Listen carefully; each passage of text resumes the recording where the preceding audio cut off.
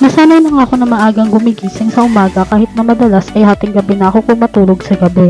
Gawa na nanonood pa ako sa YouTube o kaya ay nagsusulat sa Wattpad, ganun. Pero kapag 5:30 na ng umaga ay nagigising na ako. O kung minsan nga medyo maaga pa sa 5:30. Nakasanayan kong maagang gumigising mula nung nagtinda-tinda kami sa labas ni Mama. Sa patwalk dito sa lugar namin. Maaga pa lang kasi naglalabas na kami ng mga paninda at nag-aayos. Magkatulong kami ni Mama sa tindahan namin noon, pero ngayon nahinto kami sa pagtitinda kasi wala nang makatulong si Mama. Hindi na rin kasi ako nakakapagbantay sa tindahan.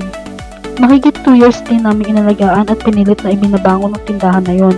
Kaya medyo nakakapanghinayang talaga na nahinto. Talaga, may mga bagay na kailangan nating i-let go para makausad tayo sa next chapter, ganun. Drama yon.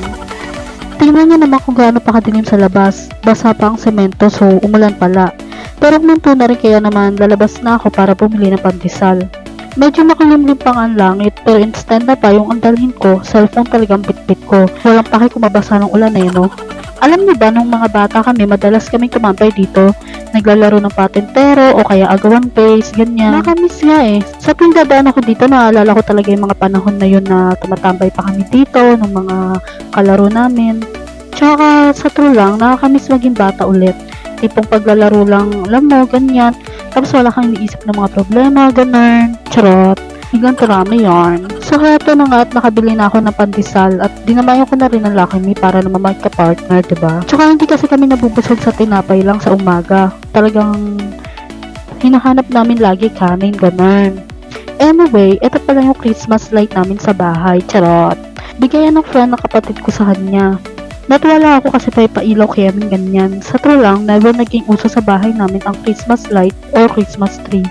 Banderita sa mga sinampay, marami. Pagkatapos ko yung video yung lobo na may pailaw kaya ganyan, inutusan naman ako ni Mama na iluto yung noodles. Alam mo talaga, very good magluto yarn. Pero ang totoo, takot magsindi ng kalan yarn. May mga nalalaman naman akong lutuin like noodles, itlog, ganyan. Tuluto naman ako dati ng pakbet or bagyo beans, ganyan. Naalala ko, first time ko try magluto, high school ako noon.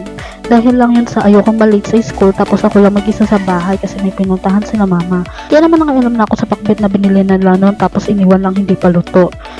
Kaya ako na yun yung nagluto, kasi syempre ayoko nga malate sa school, so syempre first time kong magluto, so wala akong idea paano yun lutuin, ganyan.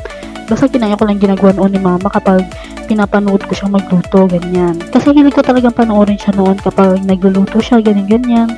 At dahil mapait nga ako nila lang, at alam ko mahilig sa sabaw yung mga kapatid ko, so, ang ginawa ko, isang tabong tubig ang nilagay kong sabaw, ganyan. Tapos konting asin lang, para naman hindi maalat, ganyan. Pero ang ending, lumulutang sa sabaw yung mga gulay, tapos ang tabang-tabang pa, ganon. Pero pinagtsagaan ko yung kainin kasi, syempre, luto ko yun first time.